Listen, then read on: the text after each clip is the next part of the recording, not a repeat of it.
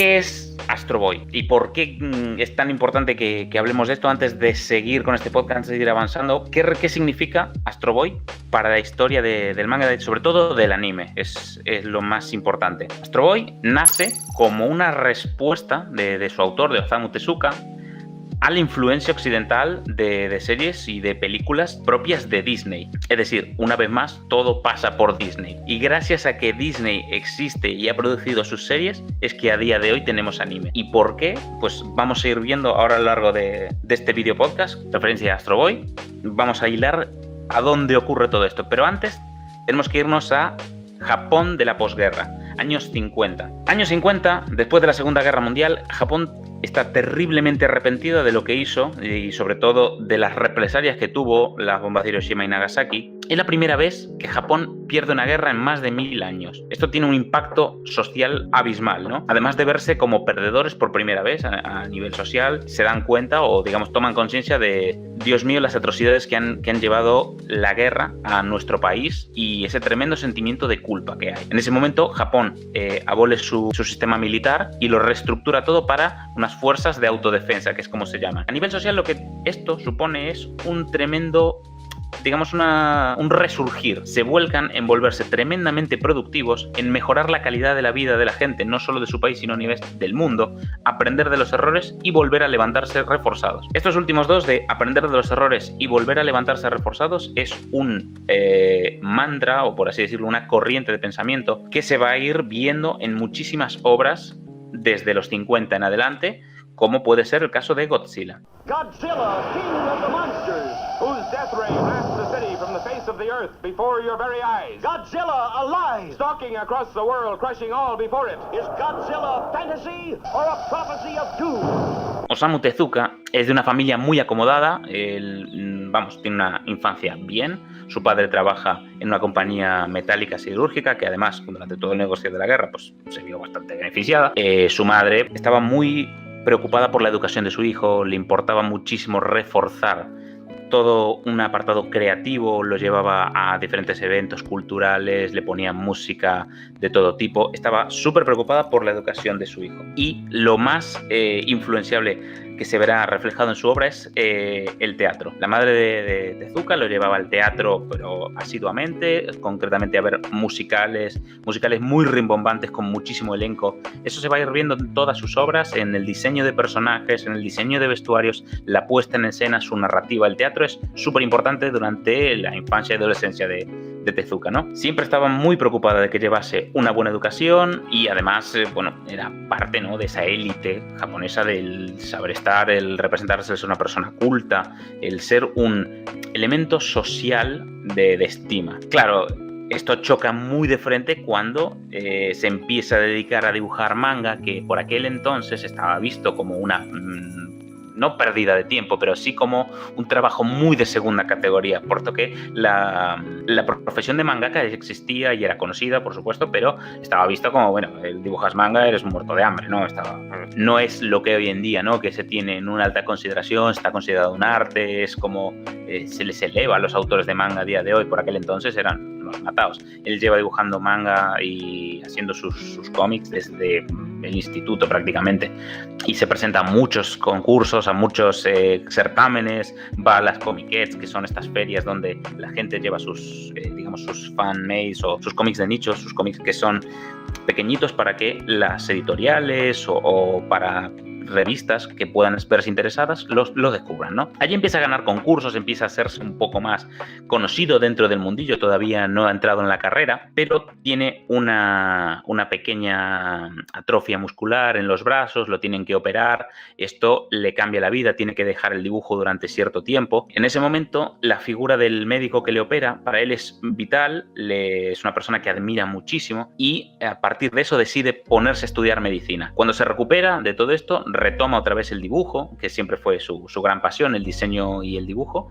pero lo tiene como un hobby, como más algo que se va haciendo en su tiempo libre. Sí que sigue presentándose a certámenes, va vendiendo sus historietas y demás, pero se centra y se saca su carrera de doctor, aunque nunca llegó a ejercer. Todo ese conocimiento médico que adquiere en su carrera y demás se va a ver reflejado en su obra en uno de sus cómics más favoritos, que es Blackjack. La cuestión es que Tezuka, bueno, termina su carrera de médico, pero ve que sus cómics están teniendo, ¿no?, una relevancia, ya que ya tiene cierto renombre dentro del mundo de los mangakas. Tezuka saca este cómic inicial que se llama Ambassador Atom. Ambassador Atom es una serie corta escrita por Osamu Tezuka entre el 51 y el 52 y te cuenta unas historias, ¿no?, un poco oscurillas, un poco tenues entre relaciones entre hombres y extraterrestres y cómo los robots acaban funcionando como embajadores para resolver problemas bélicos y también sociales que suponía, ¿no?, el encuentro de la raza humana con los alienígenas en el espacio. De esta serie, lo que le llegaron a decir a Tezuka es que era un poco complicada, que era muy difícil, era difícil de digerir, que tenía temas un poco políticos, que la simplificara más, para llegar a más público. Había cosas concretas que le habían resultado y el personaje que más había destacado era Atom. Que ¿por qué no darle una serie protagonista? ¿Por qué no hacer una historia de aventuras de Atom? Y pues se pone a escribir las historias de Astro Boy. Lo hace un poquito más infantil. Y si os fijáis, aquí hay una serie de elementos donde ya vamos a ver las influencias de Disney. Si os fijáis, la cabeza de Astro es redondeada, termina en negro. Independientemente del perfil que tenga, siempre veremos las orejas en punta hacia una dirección o hacia otra, que nos recuerda claramente la figura de Mickey Mouse. Esos ojos grandes, esas caras amigables, redondeadas, el Mickey original de los años 50, es una influencia que a lo largo de la vida de Tezuka será reflejando todo lo que es el folclore de Disney. Cuando era un chaval y su padre le trajo a casa la película de Bambi, se obsesionó, se volvió un auténtico poseso con esa película porque era como un despertar en él y una admiración brutal por ese trabajo que la vio más de 80 veces. Ahí empieza a descubrir su afán no solo por el diseño y el dibujo, sino también por la animación, que en aquel entonces en Japón la animación estaba muy verde, solo había unas ciertas películas. La primera película que se anima es en el año 17. Era una industria muy minoritaria, se dedicaban a narrar historias habituales como el viaje oeste, ¿no?, con el príncipe mono, también historias de los kappas, que son estos duendecillos típicos japoneses. O sea, después de todo este éxito va avanzando y la historia de Atom se acaba publicando. Cuando llegan los años 60, solo había dos productoras. La primera era la fundada por el propio Tezuka, que era Mushi Productions, y Toei Doga, que Toei Doga es la que ahora mismo se conoce como Toei Animation. En aquel entonces Tezuka tenía la intención, o sea, de hacer una serie semanal con aventuras de Atom, ya que este manga, lo que en lugar de tener una trama profunda que va avanzando con el paso del tiempo, eran de muchas historias cortas. Tenía diferentes aventuras con diferentes moralejas. Toei también tenía cierto interés en el personaje y en los derechos de explotación. ¿Qué pasa? Su interés era de hacer una película. Decía que las series animadas no eran rentables. O sea, pensar que hoy en día la Toei Animation, que basa prácticamente todo su negocio en hacer animes de producción semanal, en los 60 dijo, no, eso no va a dar dinero, jamás va a dar dinero hacer series de anime. Resulta que después de este desacuerdo, Mushi Productions decide lanzarse a lo loco en embarcación de este producto y sacan este clip que os voy a poner ahora. Esto es la serie del primer capítulo de la serie animada de 1963 de Astro Boy. Quiero que os quedéis un poco con la animación. Esta imagen de fondo que se va moviendo, la cara del protagonista, esta sería la intro, ¿no? Conforme te están presentando a Atom con todo su poder, que puede volar y que se enfrenta al mal. La historia de Atom nos cuenta un niño robot. Todo empieza cuando Tobio, que es un niño, el hijo del Ministerio de Ciencia, ¿no?, de un Japón futurista, pues va conduciendo su coche a toda velocidad, lo cual te choca un poco. Ves que es un niño, pero está conduciendo un coche en el futuro, ¿no?, un coche que va volando, y tiene un accidente. En los primeros segundos de este anime o en las primeras páginas del cómic, el niño muere. O sea, por eso es bastante controversial en una historia para niños, que arranca con la muerte de un niño. En ese momento, el padre, que es el Dr. Tenma, ve que su hijo está muerto, está hundido en una profunda depresión.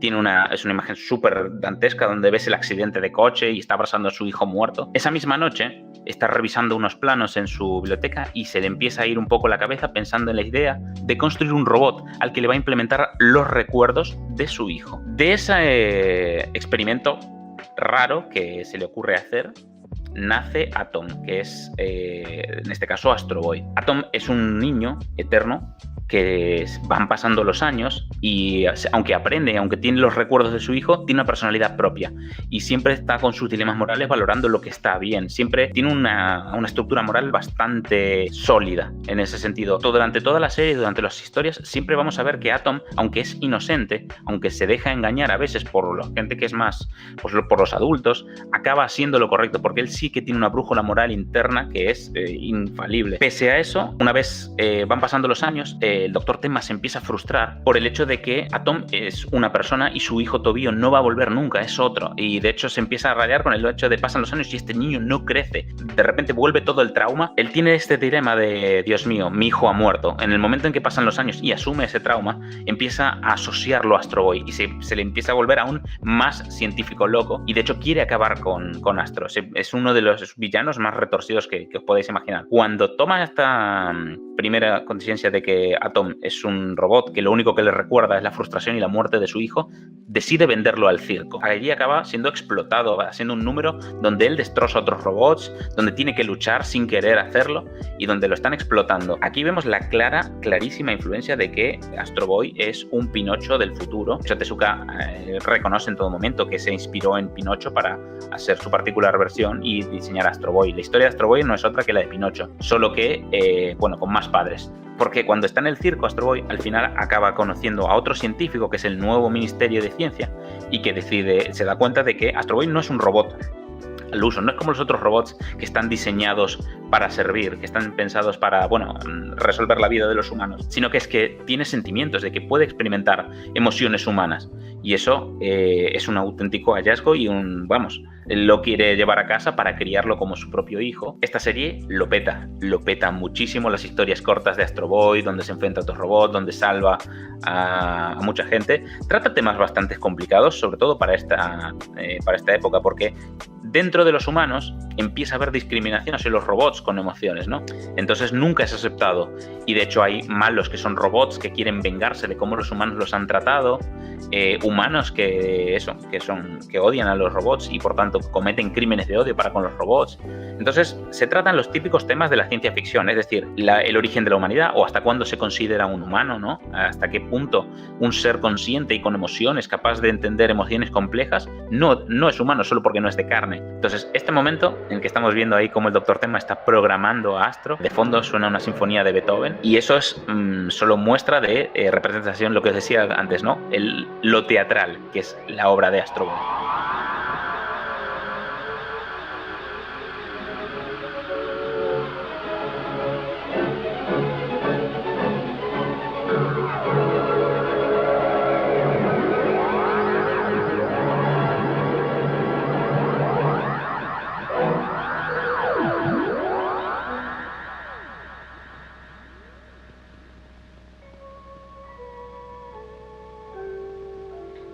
Pero para que veáis un poco la animación, la expresión de los personajes, los movimientos, es muy, muy Disney. Y es que se nota cómo Tezuka hizo un estudio exhaustivo, era un auténtico forofo de Disney, lo que os dije, miraba estas películas de manera compulsiva. Aquí tenemos la típica portada de Astro Boy, donde nos muestra un poco eso, Astro abierto en canal, donde ves todas no las tripas, pero sí todos los engranajes, todo tal, un portento de la ciencia y que de hecho el nuevo ministro de Ciencia no es capaz de igualar esa tecnología que diseñó Tenma dentro de su locura. Es un robot muy avanzado a su época. Después de esto, de todo el duelo y de todo el sufrimiento, Tenma se retira y decide desaparecer, salvo para cuando quiere vengarse de Astro, cuando quiere que desaparezca, cuando quiere que los robots no vuelvan nunca más. Es el mayor exponente de odio hacia los robots. Toei Doga empieza a decir, hostias, esto de hacer las series está pero que muy muy bien.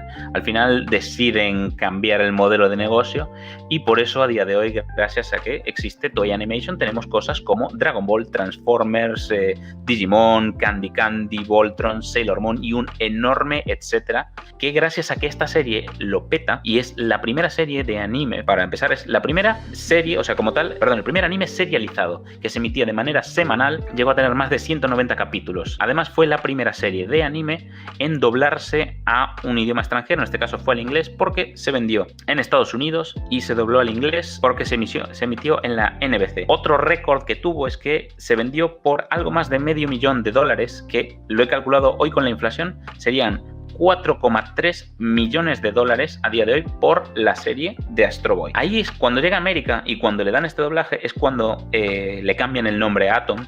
Hasta entonces se conocía como Tetsuwan Atom. Osamu Tezuka le puso una serie de condiciones para poder emitir a su serie. La primera era que tenían que reconocer al estudio que lo había diseñado, a los artistas, y tenían que dejar la intro. Tenía que tener la intro. Pero en América la NBC le puso otras, que era, tenían que cambiar la música de la intro, tenía que ser una intro que conectara con el público americano y necesitaban otro nombre, Astro Boy. Con el paso de los años y el estudio Mushi de Tezuka iría creciendo gracias sobre todo a esta venta y gracias al desarrollo, y Atom iría incluyendo a más artistas, más personajes, y una de las cosas que siempre se lamenta es que con el paso de los años como que Tezuka fue perdiendo un poco el control creativo, ¿no? Porque de repente la empresa empieza a crecer tanto, se empieza a involucrar a tanta gente que el autor queda un poquito abandonado. Toda la obra va a analizar un poco la naturaleza humana. De hecho, algo que hace mucho Tezuka es ponerse a sí mismo en su manga y te da la bienvenida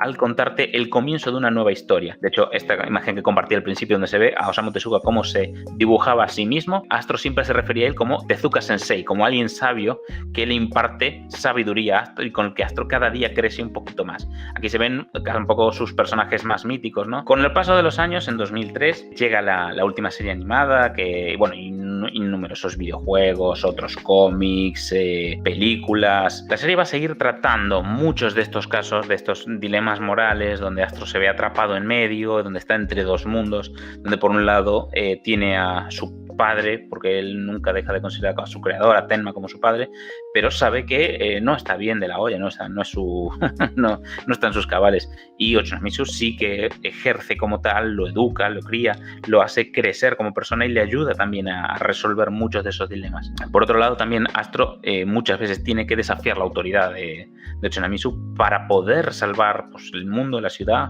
o a alguien que esté en peligro. Datos curiosos de la vida de Tezuka, porque no ha parado de tenerlas. Después de todo esto, en los 80 consigue viajar a Nueva York, conoce a Suere, por fin en los 70 consigue viajar a Nueva York, conoce a Walt Disney, que es su ídolo, y de hecho le propone trabajar juntos, pero eso le iba a alejar de Japón durante mucho tiempo y no se lo podía permitir.